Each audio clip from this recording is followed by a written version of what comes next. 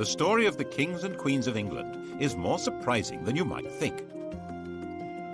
It's a fine drama, 1,000 years of tales of lust and betrayal, of heroism and cruelty, of mysteries, murders, tragedies, and triumphs. And it's also quite unlike the history of other countries' royalty. The thing about the kings and queens of England is that they're totally different from anywhere else, which probably explains why they're still in business when almost everywhere else they've either been given the chop or have stopped being regal. This programme looks at England's monarchs from the death of Queen Anne to the accession of Victoria. Well, Britain's monarchs, actually. And if you look at Europe at the start of this story in 1714, you'll see just what I mean. A European king is an absolute ruler. Louis XIV, Peter the Great, Philip V of Spain, Frederick William of Prussia, all men of unlimited power. It's not like that in Britain. Queen Anne has died. There are no Protestant Stuarts left. The Protestant line to the English throne now passes through James's granddaughter, Sophia, who had married a German prince with the title of Elector of Hanover, and then from her to her son George Louis, who's inherited that antiquated title. Into one quarter of the royal coat of arms pops the amazingly complicated device of a 54-year-old German princeling. And when he comes to England for his coronation, he knows perfectly well that he's not going to be anything like those other rulers. He will be almost powerless. So it really doesn't matter that he can't speak a word of English. At the opening of Parliament, King George stood in silence while his words were read by the Lord Chamberlain. The crown that had belonged to Normans, French Plantagenets, Welsh Tudors and Scottish Stuarts had now passed to the German Hanoverians. The new king's son, George Augustus, arrived from Herrenhausen to take his seat in the House of Lords as Duke of Rothesay, heir to the throne. Before leaving Germany, he proudly declared, "I have not a drop of blood in my veins which is not English." Rothesay, of course, is a Scottish dukedom.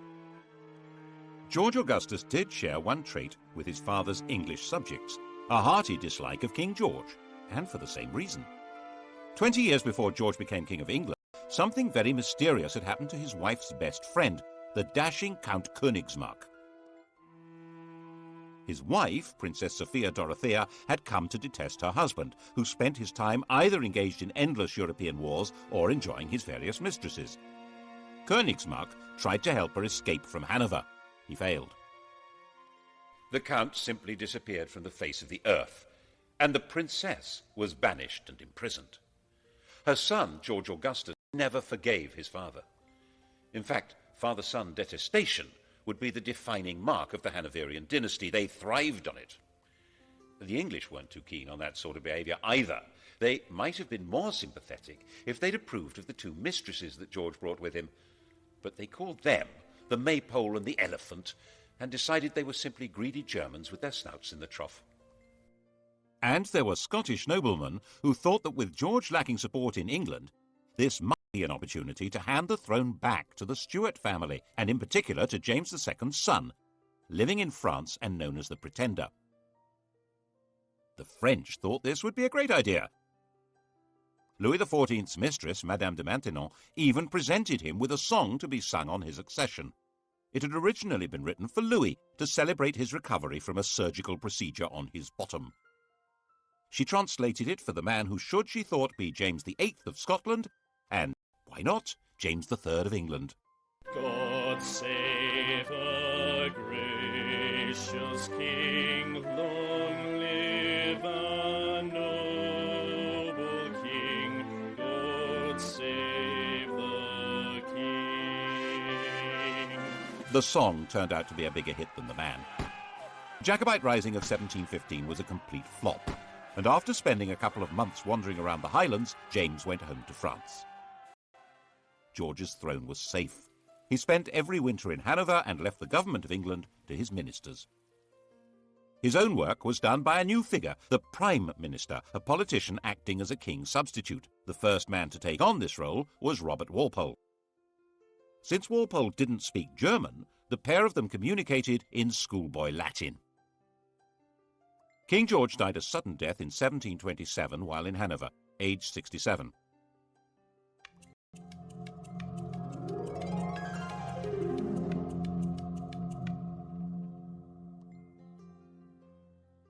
His son was living in Richmond, forbidden by the old man to take any part in court life or even to see his own children.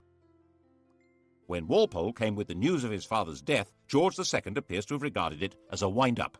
"That is one big lie." But the outcast prince was indeed now George II, by the grace of God, King of Great Britain, France and Ireland, Defender of the Faith, Elector of Hanover, Duke of Brunswick-Lüneburg and Duke of Celle. When he'd been convinced, he came here to Leicester Square. At the time it was Leicester House, where he'd been running his own court. And here he was attended by the Archbishop of Canterbury, who formally presented the most powerful documents in the world. When William the Conqueror and Henry II died, their wills established who would rule after them. George took his father's will and, instead of opening it, shoved it in his pocket. It was never seen again, to the great disappointment of his father's mistresses. George II's wife, Queen Caroline, had very firm ideas on what should happen next, and her husband was quite obedient. The result was that everyone who'd been hoping for their own promotion in a changed government was disappointed. Walpole remained Prime Minister. He'd promised her that she would get a personal grant of £100,000 a year, double the offer his opposition came up with, and very little actually changed at all. That included the traditional hostility between anyone called King George and his son. The son in question was now, of course, the son of George II, Prince Frederick. According to Queen Caroline, he was the greatest ass, the greatest liar, the greatest canaille, and the greatest beast in the whole world, and we heartily wish he was out of it. She would have said it in German. George agreed with the Queen and refused to allow Frederick to marry Princess Wilhelmina of Prussia on the entirely sensible grounds that I did not think that engrafting my half-witted coxcomb upon a mad woman would improve the breed. Prince Frederick's view of his father was, by contrast, quite balanced and objective. He's an obstinate, self-indulgent, miserly martinet with an insatiable sexual appetite. Obstinate? Yes. Self-indulgent? A fair point. Miserly? Well, he had slashed Frederick's allowance to make him less of a social rival. Martinet? Well, certainly a man of relentless and determined regular routine. And the sexual appetite? We assumed that as his right. For instance, he began seriously lusting after the beautiful young wife of the Count of Volmoden when he met her in Hanover in 1735, and he told the Queen that, "You must love the Volmoden, for she loves me." The popular view of the king was that he was a randy buffoon. He seems to have been flattered by the jokes about his sexual efforts. As his father had once done, Frederick ran his own alternative court, which was far more popular than the king's. King George II didn't like that. Mein Gott, popularity always makes me sick, but this makes me vomit. The pair of them even patronized rival operatic outfits. The king and his entourage went to see Handel at the Haymarket. Handel had written George's coronation anthems. His music was grand and glorious, altogether suitable for magnifying the greatness of a self-important royal personage.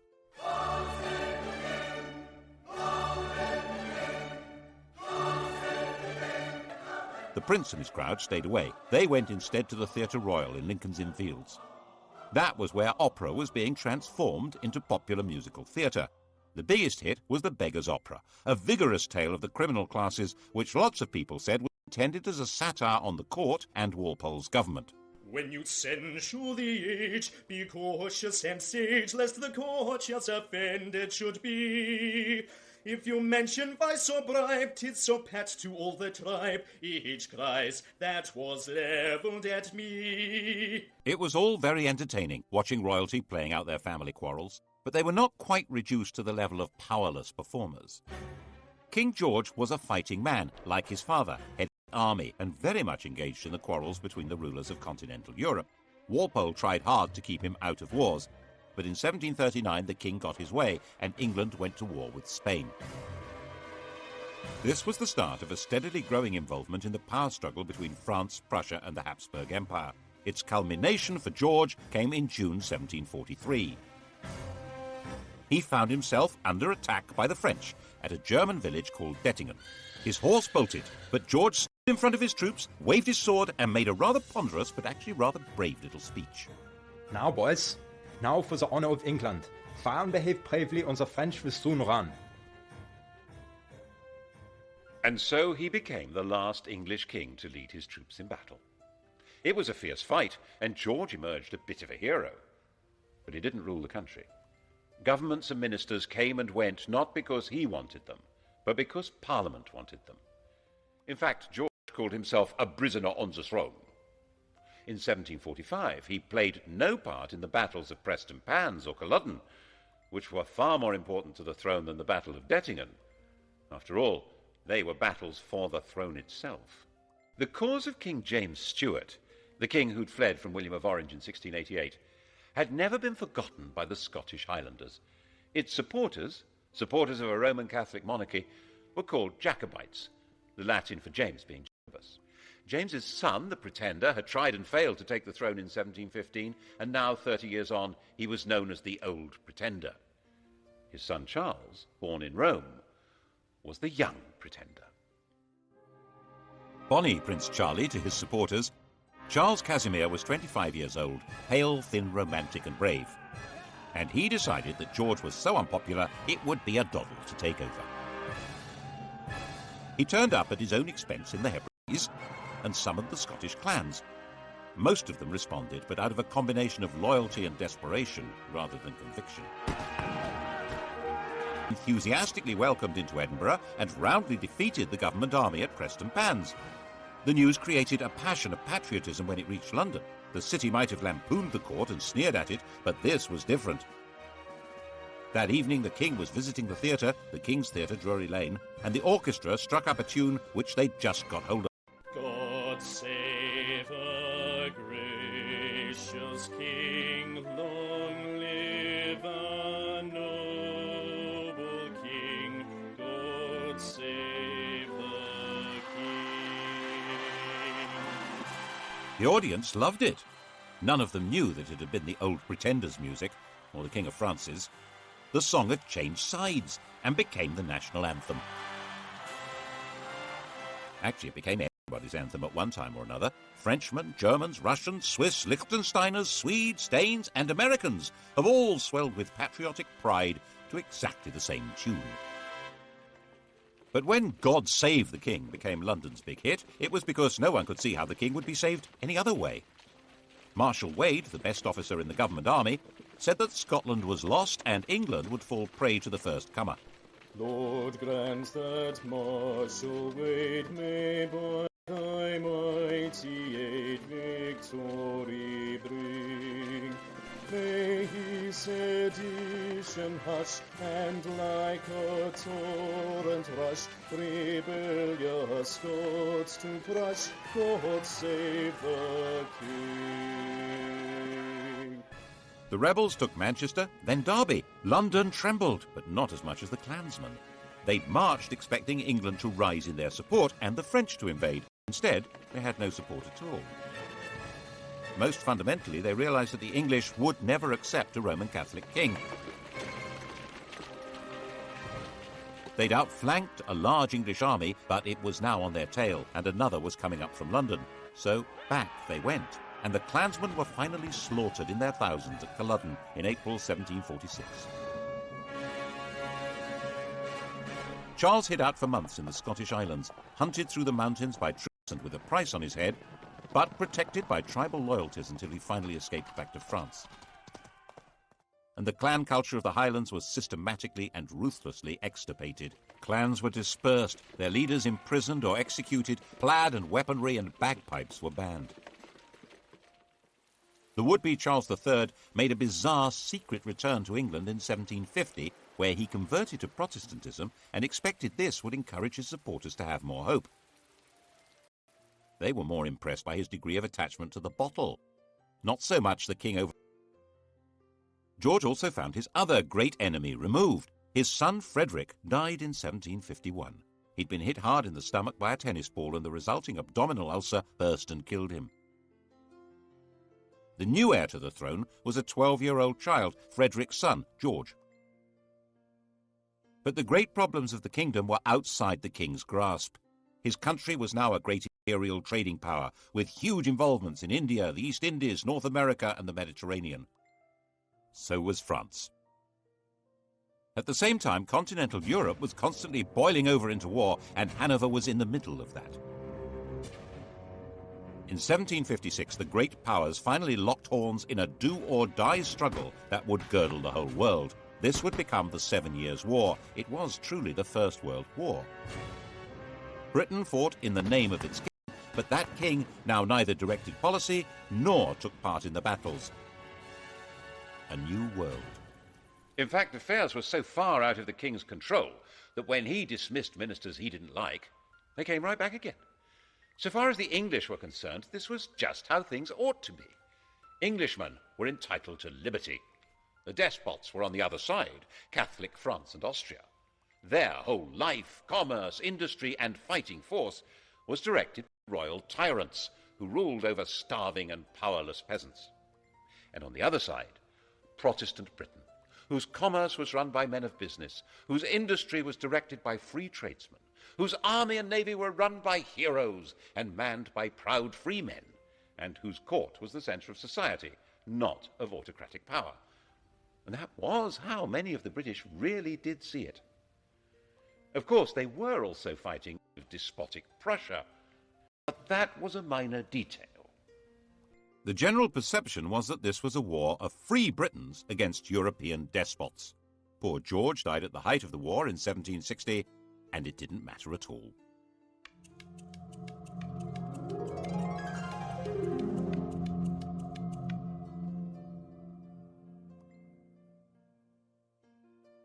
His grandson, now George III, was 22 years old.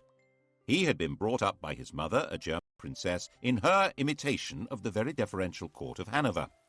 He learned the European idea of what a king should be, an enlightened despot whose power was absolute and was to be used for the benefit of mankind.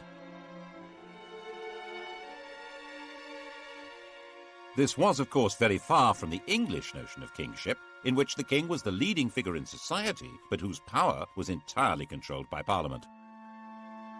He immediately set to work as a bossy, quick-speaking man. He read widely. He was fascinated by machinery and agriculture. He was a man delighted by the agricultural and industrial revolutions, and he was determined to restore the crown to what he saw as its proper position, a position abandoned, in his view, by Georges I and II. Unlike them, he'd been born in England and spoke good English, even if his grasp of grammar was ropey, and he had no old or young pretender to challenge him.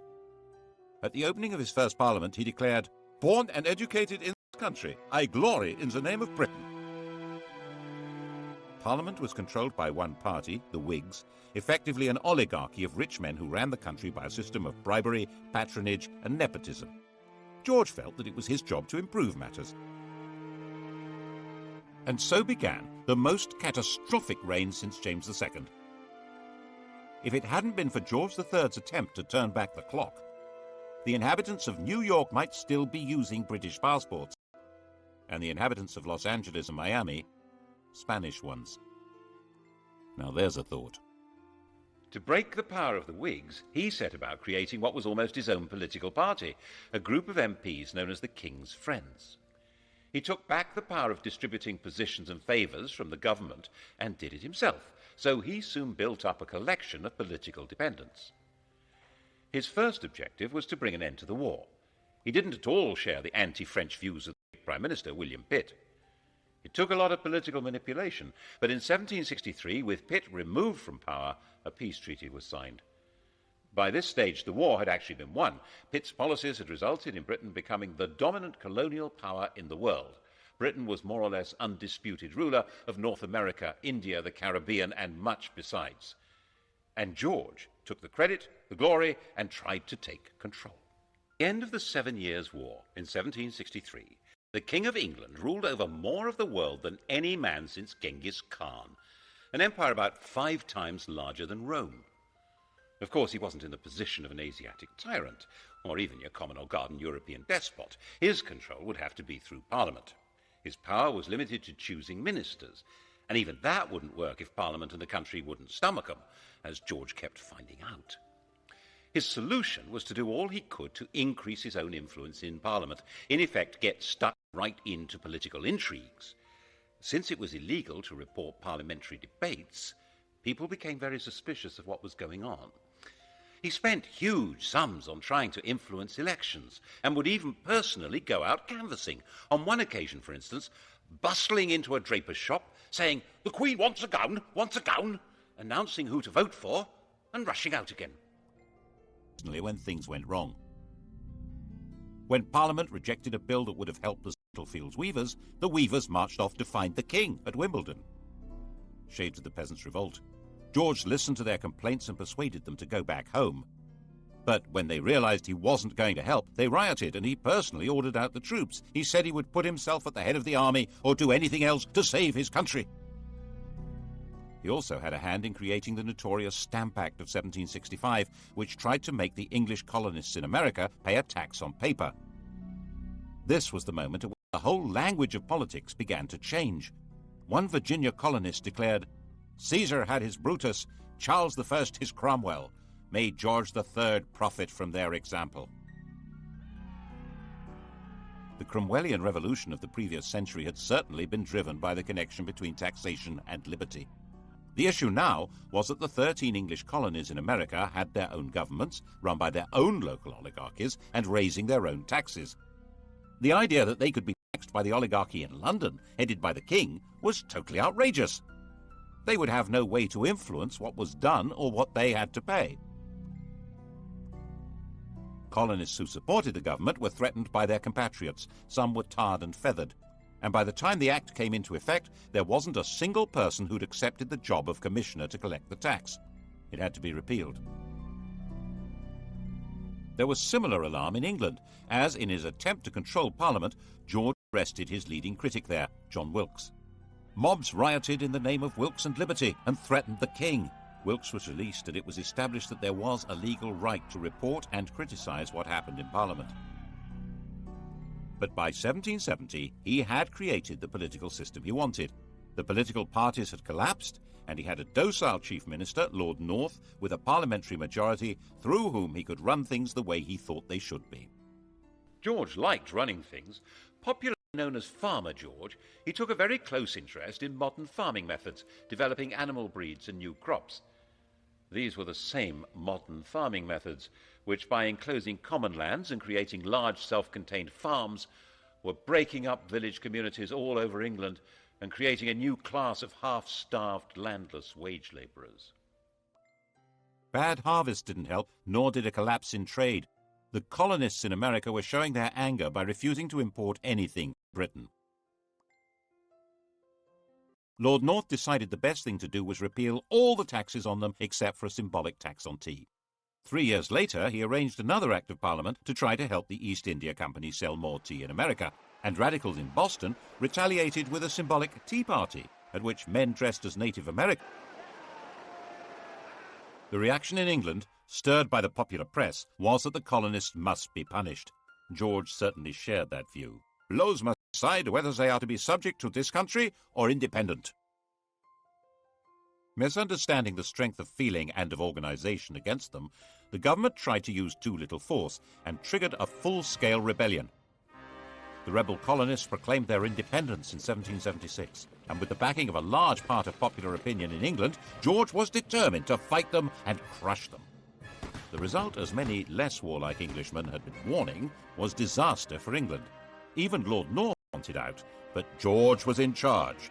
The American Revolutionary War became a campaign not against unjust government or English rule, but against the very principle of monarchic government. George's determination to be active in government and place himself at the heart of politics created a new republican movement, a language in which to attack the rule of kings. The Peace of Versailles in 1783 forced Britain to recognise the United States of America. 6 years later, our host at Versailles, Louis XVI of France, was himself called on by a revolutionary crowd who carried him off and set up their own republic. The process of destroying monarchy was underway. Did George understand what he'd done? He certainly fretted about the American disaster, and perhaps it was his own sense of failure that made him display signs of mental disturbance in 1788, talking incessantly and behaving oddly. His doctor thought making him bleed would help. When that failed, the Prince of Wales took over the treatment. The Prince of Wales was 26 years old, a dashing if rather fat man about town, and in the grand tradition of their Hanoverian ancestors, King George and his son hated each other. The prince lived in the house bought for his mother, the Duke of Buckingham's magnificent home near St James's Park. It was still called Buckingham House. He liked it so much he eventually built a rather dull palace for it. When he came of age, he'd set up his home in Clarence House, taken his seat in the House of Lords, and set about being a thorn in Daddy's flesh, partly by opposing his father's ministers and partly by his wildly extravagant social life, in the course of which he secretly married a glamorous widow, Mrs. Fitzherbert, after a passionate wooing process that included theatrically stabbing himself to safely produce as much blood as possible. The marriage was illegal. He wasn't allowed to wed without the king's consent. It was also significant that the lady was a Roman Catholic. In 1780, anti-Catholic rioters stirred up by Lord George Gordon had taken over London for a week. Eventually dispersed by troops on the king's orders, the Gordon Lord George. Prinny, as his friends called him, spent his time in gambling clubs, in the company of dandies like Beau Brummel, and put much energy into building the bizarre and spectacular pavilion in Brighton. That's where he was when he heard that the king was mentally ill, and he hurried off to Windsor to take over. 28 years old, he was going to be regent. When the king saw his son, he physically attacked him. He threw Prinny against a wall. The poor boy burst into tears. There was then a huge political battle over what powers the regent would be allowed to have. His own bunch of politicians led by Fox on one side and the king's led by Pitt on the other. Fox's supporters saw Pitt as a sort of fungus with as many arms as an octopus, growing on and taking over the royal dunghill. And the Prince of Wales brought in his own physician to treat the king or torture him. The royal physicians blistered the king's forehead to draw the poison out of his brain, forced him to take useless drugs, ordering servants to sit on the king when he resisted, and refused to let him have a fire in his room during the terribly cold winter. All this when the country was anticipating French invasion and radical revolution, and volunteer regiments were being formed as a desperate line of defense. Very desperate. Finally, new physicians were brought in who gave the king gentler treatment, and he recovered. In 1801, before the arguments over how the regency would function had been resolved, the king was back in charge. But not in the way he had been. The American defeat had been a personal disaster for him and dramatically weakened his political position. In an effort to reassert it, he'd installed a 24-year-old as Prime Minister and Chancellor of the Exchequer, thinking that here at least was a politician he could control. But William Pitt's son, Pitt the Younger, was shrewd, capable, and fully understood that George depended on him, so he held all the cards. And it was Pitt who had to decide how to deal with the spread of revolutionary Republican ideas from America and France into England.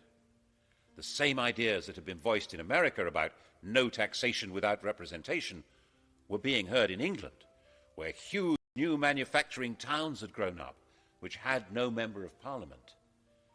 3 years after the French Revolution, political reform societies called corresponding societies were founded in England. Riots were breaking out in the Midlands, in East Anglia, in Scotland. Attempts were made to kill the king. He was booed and stoned in London. And the French legislature passed a fraternal decree offering aid to all peoples seeking to throw off the chains of tyranny. Once war began with revolutionary France, political radicalism was plainly treason, wasn't it? The government decided on a policy of definitely without trial. The government charged people with treason for organizing public meetings calling for political reform. When they were acquitted, acts were passed which extended the definition of treason to include speaking or writing or bringing the king or his government into contempt. To back it up, a system of internal spying, an agent provocateur, was instituted. Postmasters were given the job of reporting to the Home Office anything suspicious that they heard or that went through the mail. Public meetings needed special licenses. When William Blake the artist found a soldier in his garden, he drove him out, shouting, "Damn the king and damn all his soldiers, they're all his slaves." Bad idea. He was put on trial for sedition. The king himself was actually quite popular. He was generally seen as a kind-hearted, slightly bufferish sort of a person, but he was still ultimately in charge of what was going on. And when even Pitt insisted that Catholics would have to be allowed the same rights as Protestants and permitted to stand for Parliament, George forced him to resign. The issue had come to the fore because of Ireland. If England had some potential revolutionaries, how many more had Ireland, a land where an oppressed Catholic majority were ruled by imported Protestant colonists and an ideal staging post for a French invasion? In 1801, Ireland was incorporated into Great Britain, creating the United Kingdom. It was an attempt to make Ireland more secure. The fact that at the same time the king formally abdicated his meaningless title of King of France shows exactly where the threat was coming from. But if Ireland was to be truly united with England, there would have to be Catholic emancipation. And King George wouldn't have it. Whatever might have happened could not have been worse than what did. Ireland still bleeds now. The shadow of George III lies over the history of the world more darkly than most people realize. As with the American disaster, it seems as though one part of his mind was determined to make him feel the full weight of his responsibility, and once more his mental state degenerated. He made a slow recovery, enough to sack his ministers in 1805 when they tried to lift the restrictions on Catholics becoming military officers. But he was becoming blind and infirm, and in 1810 his mind finally collapsed. No one's quite sure what was wrong with him, but a strain of hereditary insanity had run through the royal family ever since Henry V's marriage to Catherine de Valois. Blind and deaf, suffering from abdominal pains and dementia, his body lived on, but his reign was over. Prinny took over at last.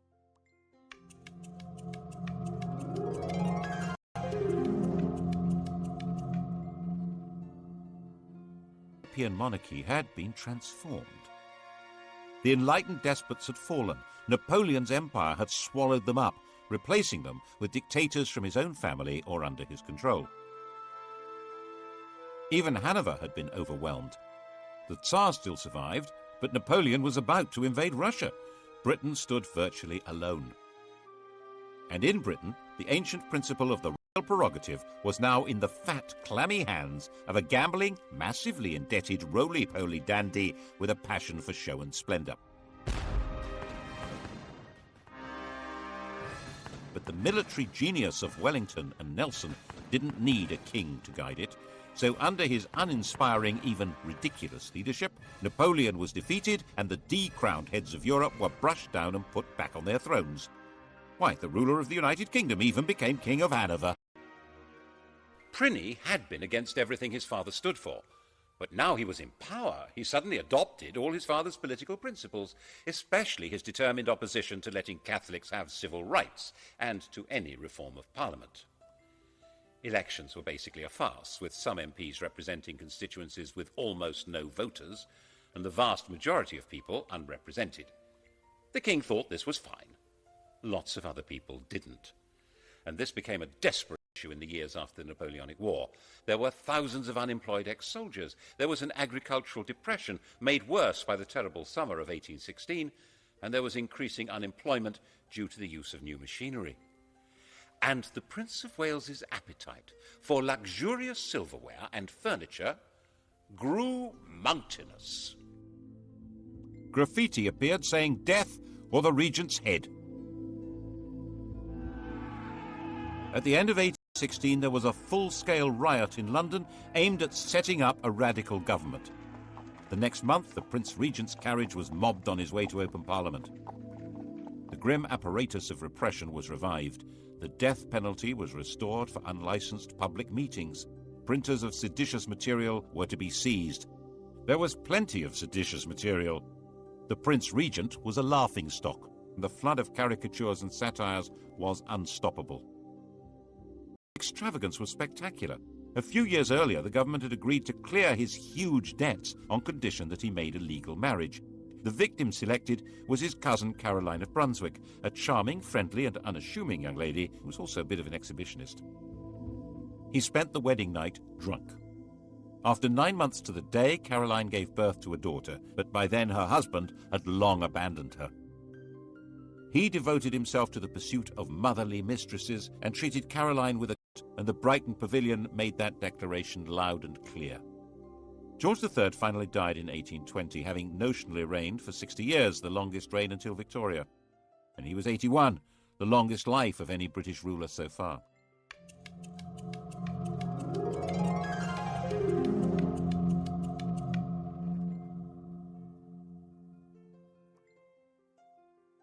Pliny was now king. His wife Caroline now decided to come to England from her exile on the continent and take her place at her husband's coronation. An immediate attempt was made to pass an Act of Parliament divorcing the royal couple, but it was dangerously unpopular and had to be abandoned. She turned up for the coronation at Westminster Abbey, but the door was closed in her face. The coronation, fabulously expensive, was performed in complete privacy. She went away broken-hearted and died less than 3 weeks later. Her body was to be returned to Brunswick for burial. The king, nervous of a riot, insisted that the coffin should not be transported through the city of London, but it was seized by Londoners, who staged their own funeral procession with it and were gunned down by the house guards at Hyde Park Corner. Afraid of being attacked and afraid of being laughed at because of his great swollen body, from 1823 King George IV avoided being seen in public. He even built a tunnel to allow him to get from his rooms in Brighton Pavilion to the riding school in private. And of course it was said ever since that it connected to his mistress's house. It became essential for the government to break the king's opposition to reform, especially with regard to Catholics, but he held the power of veto. The arguments went on hour after hour, day after day, with the king becoming more enraged and more ill, until finally he broke. By February of 1830, he was partially blind and raving, convinced that he'd commanded a division at Waterloo and ridden a winning race at Goodwood. And so he died. And they found 50 years of coats, boots and pantaloons, and countless bundles of women's love letters, of women's gloves, of locks of his many mistresses' hair. Why on earth did Britain need a king? What use was he to man or beast? Why in heaven's name wasn't there a revolution? The truth is, no one knows. Some historians think it was a result of Methodism becoming popular, diverting poorer people's energy from politics into religion. Some think it was patriotism in the age of empire, that king and country was a slogan that helped people pull together against Napoleon. But perhaps, given the riots, rebellions and mutinies, it was due more to the efficiency of the police state and the forcefulness of repression. And lurking at the back of people's minds was the distant memories, echoed and made more terrible by the vision of the guillotine in France. Always keep a hold of nurse, for fear of finding something worse. Despite George's enthusiastic sexual enterprise, he had only produced one legitimate child, and she died in childbirth. The heir to the throne was his brother William, who was 54.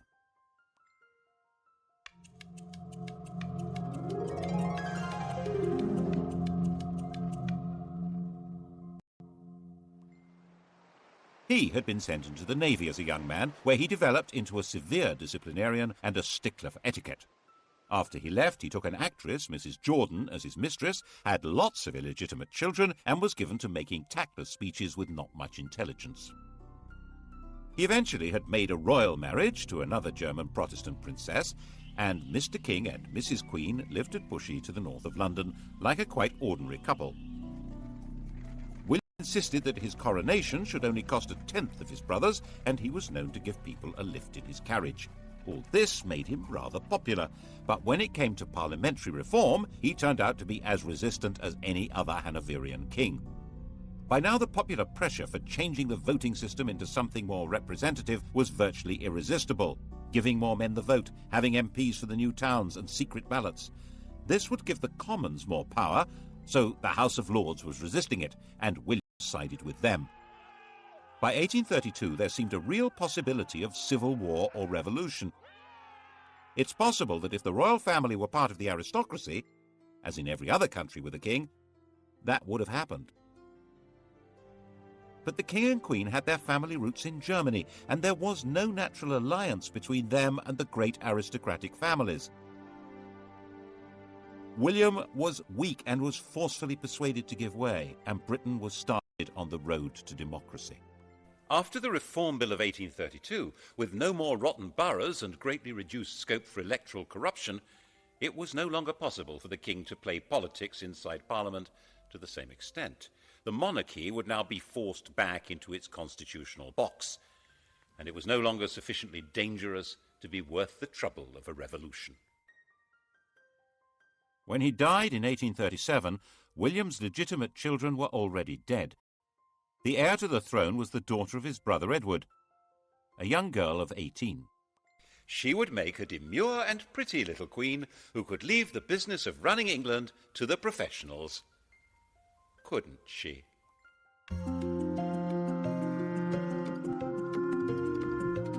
Sky Digital viewers, press red.